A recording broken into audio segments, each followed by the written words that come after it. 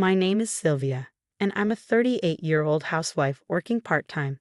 My daughter, Melody, graduated from college last year and has moved out, so now I live with my 50-year-old husband, Victor. With Melody's departure, I find I have a bit more time on my hands these days. Victor and I met on a blind date and clicked immediately. Our relationship progressed quickly, and we were married not long after. We were soon blessed with a daughter. Even though it was my first experience with parenting, I was determined to give it my all. I left my job to become a full-time stay-at-home mom, handling all the housework and childcare on my own. Victor, however, wasn't supportive. When he finished work early, he would go out drinking, and on his days off, he preferred to entertain himself elsewhere. If he wasn't out, he'd simply lounge around in his room. His attitude was dismissive, as if housewives had an easy life and enjoyed living without contributing. His outdated perspective on my role often left me frustrated. I've considered divorce, of course, but I hesitated. I didn't want to end our marriage just because he was uncooperative and had a sharp tongue. I decided it would be better for my daughter if both parents stayed together, so I adjusted my perspective. I resolved to raise her on my own terms, relying on my husband only for his paycheck. This approach worked for a while, but things took a turn when my daughter started middle school. My husband began siphoning money from our household funds, claiming it was for company expenses or business entertainment. This resulted in considerable financial strain on the family. To help alleviate the pressure, I took on a part-time job. Despite my efforts, my husband continued to complain about everything. He belittled my work, dismissing it as insignificant because I was just a part-timer, and implied that any work a woman did was inherently easy. His lack of respect for women in general was clear, though I maintained a facade of compliance while silently planning to get my revenge. One cold winter night, the house phone rang. I answered to find it was my uncle on the other end. My mother's brother called to tell me that she had been rushed to the hospital by ambulance and was in critical condition. He gave me the name of the hospital, and I quickly prepared to leave. I woke up my husband, urging him to get the car ready so we could drive there. Since my father passed away a few years ago, my mother had been living alone. My father had been a strong, dependable man, and I cherished the memories of my mother smiling beside him. Even after his death, it felt like he was still there in spirit, watching over her. Now, faced with the possibility of losing my mother, I found it hard to believe. As I sat in the passenger seat, I prayed fervently for her to hold on. When we finally arrived at the hospital, my uncle and some other relatives were already there, waiting anxiously. According to what I heard, my mother had suddenly woken up in the middle of the night with severe chest pains. Torn about whether to call an ambulance, she first reached out to my uncle. After he strongly urged her to seek help, she finally called for an ambulance. My uncle, who lived nearby, quickly went to her house and accompanied her to the emergency room. He informed me of her situation as soon as he knew where they were taking her. I am deeply grateful to my uncle for his swift and compassionate assistance. When I arrived at the hospital, I found my mother unconscious in her bed, unable to speak to her. I called out to her, but there was no response. The doctor who examined her explained that her condition was critical, and it would be some time before we could know more. My relatives and I gathered around, calling out to her and offering words of encouragement. Amidst this, we began discussing the arrangements that would need to be made. Suddenly, I heard a voice of frustration. It was my husband, complaining loudly, it's finally over. You woke me up in the middle of the night and wasted my time. Let's just go home." It was my husband's voice I heard, and when I looked over, I saw him sitting in a corner of the room, clearly frustrated. In the midst of my worry for my mother, I had forgotten he was there. I turned to him and said, "Please go home. You don't need to stay." Though my mother was unconscious, I worried that she might hear his harsh words. I didn't want him to add any more distress to the situation. Ignoring my plea, he grumbled loudly. "So she made me waste my time for what? She doesn't even have much money to leave behind. She was just a useless old hag until the end, wasn't she?" His words were hurtful and deeply disrespectful. After he left, my relatives, who had been worried about me, gathered around. I took a deep breath, calmed myself, and thanked them for their support. I assured them I was all right and that I had decided to divorce him. I returned home just as my husband was leaving for work, feeling a mix of relief and resolve. I immediately packed a box with clothes and essentials and delivered it to my uncle's house before leaving home with my personal belongings. To be honest, I had been secretly planning to divorce my husband when he reached retirement age in a few years. However, his callous comments at the hospital made me speed up my decision. I couldn't bear to live under the same roof as someone who would speak so disrespectfully about my mother. For the time being, I took a room at a business hotel and reached out to the lawyer I had been consulting. That night, my husband called my cell phone. "Hey, what's going on at home? Your mom's still in the hospital, right? You don't have to take care of her, do you? The funeral isn't even set yet. Why don't you come home and cook dinner?" I replied firmly, "Please leave me alone. I won't be coming home anymore, Victor. I'm divorcing you." He snickered and responded dismissively, "If you can do it, go ahead. You're just a housewife with a part-time job." Then he hung up. A few days later, however, he called again, but this time his tone was completely different. "What are these divorce papers and alimony demands?" His voice was filled with impatience. I remained calm and replied, "As I said, I'm divorcing you, and the alimony is justified for the mental anguish I've suffered because of you." "What are you talking about?" he demanded. "I've endured your constant complaints." I calmly explained, "I've documented everything you've said and done in my diary and on my blog." My lawyer said this would be strong evidence. He seemed taken aback, clearly unaware that I had been preparing for this divorce behind his back. "What evidence?" he asked, confused. I responded firmly that any further communication regarding the divorce would need to go through my lawyer and ended the call. Shortly thereafter, my husband and I finalized the divorce. Our savings of $200,000 were divided.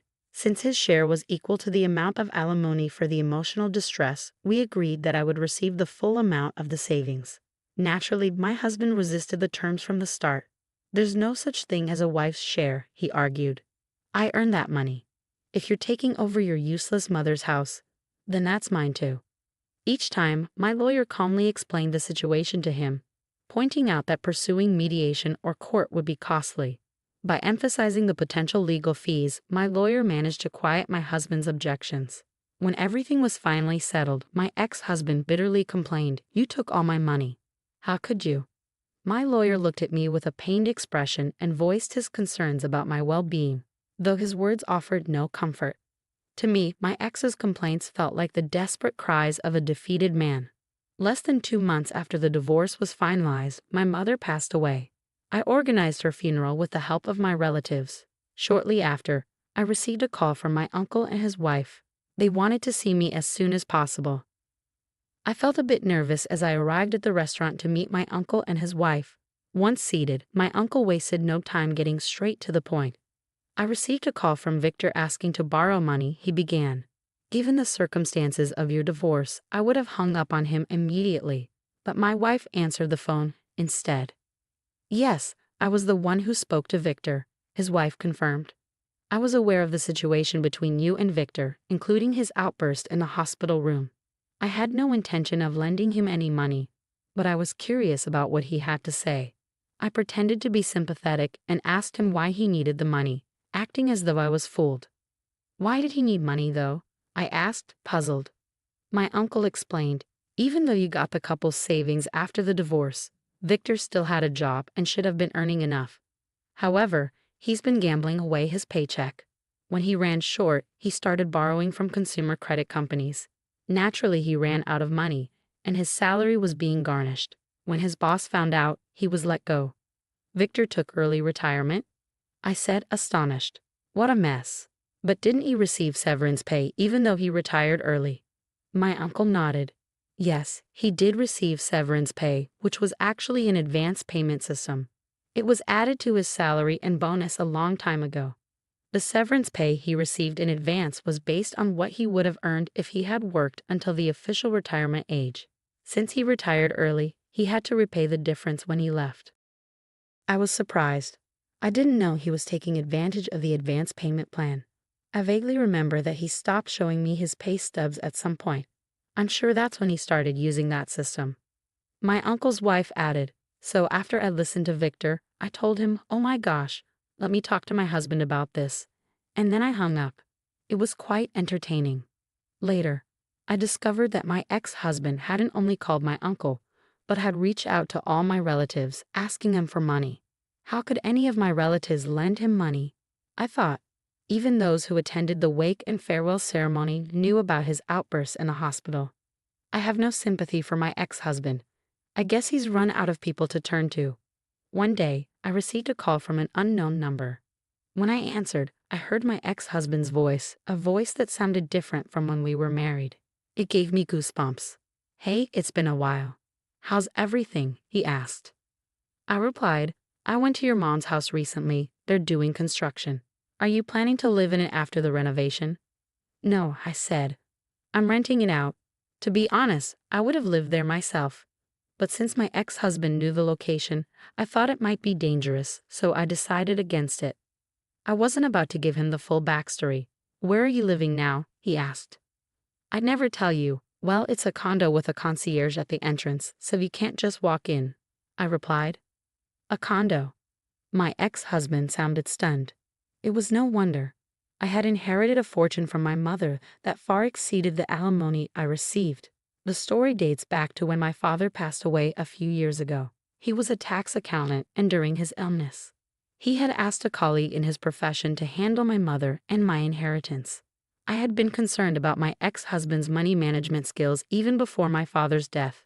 To protect my inheritance, I had offered to disinherit my mother and claim my father's large estate without my ex-husband's knowledge.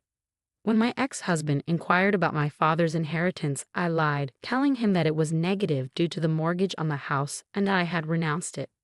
He seemed easily convinced and stopped asking about it. Now, having inherited everything from my mother, my assets were secure from him due to our divorce. My mother was a modest woman who preferred high-quality, simple clothing that lasted. I believe my ex-husband assumed she was poor and had no idea about my financial situation or my plans. I had no intention of informing him. He continued, "If you can afford a condo, why don't you lend me some money? After all, Sylvia, we even had a child together." I replied firmly, "The only thing I'm grateful for is that I met Melody. But that's all. You left me to raise her alone and always looked down on me. The time we spent together was unbearable. Do you really think I would help you?" He persisted, "Let's put the past behind us and get back together." "Absolutely not," I said. "Besides, you're a full-time employee, right? You must be earning well compared to a part-timer like me. And if you work for a few more years, you'll get a retirement bonus, won't you?" I said firmly, "If you're getting a retirement bonus, you better use it wisely." "Well then, goodbye." I finished my point and hung up, pretending not to know about his financial troubles. I felt ashamed of having been married to him and blocked his number to prevent any more calls. About 6 months later, my daughter Melody came to stay with me. As she admired my new place, which felt a bit too spacious for just one person, she said, "Mom, I love your new place. I wish I could live in a house like this someday." I replied, "Your place is nice too. You said you liked it." "That's true, but I can't afford a room like this with my salary," she admitted, taking a sip of her after-dinner coffee and smiling. Seeing her smile brought me a sense of peace. My ex-husband was rarely mentioned between us. "Mom," Melody said, "actually, there's someone I'd like you to meet." "Oh really? You have a boyfriend?" I asked, intrigued. "What's he like?" "Well, don't laugh," she said with a chuckle. "But he's a tax attorney." I laughed. "A tax attorney? How interesting." "There's more," Melody continued. "One day, I found a book on his bookshelf by the same author Grandpa used to read. I thought it was fate." I smiled warmly. What a lovely coincidence. Grandpa would be so pleased. Melody blushed slightly. I looked forward to the day when I would see her future husband standing beside her, sharing in her happiness.